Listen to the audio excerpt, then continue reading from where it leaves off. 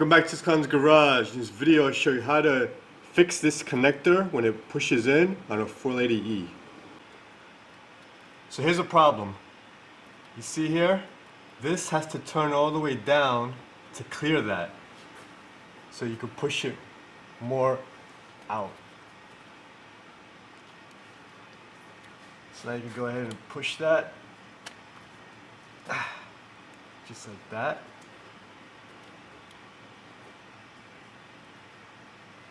Should be good. Now that's all the way out, try pushing it, it won't go in. Now I also want to mention that this is a new connector, so all the tabs that are on here, sometimes the old connectors, if it's an old harness, the tabs break and you have the issue, and when you try to push it back out, it doesn't stay. When you try to put the plug on, it goes back in.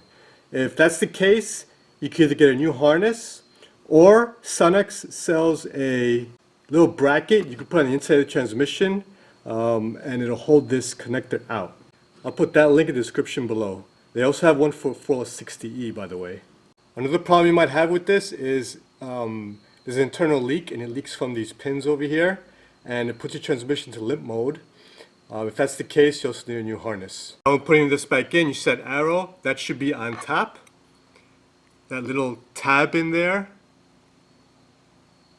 right there where my finger is, that should go in that groove. Right there. That's the correct way to install that plug. So thanks for watching, subscribe to my channel, like me and share me. See ya!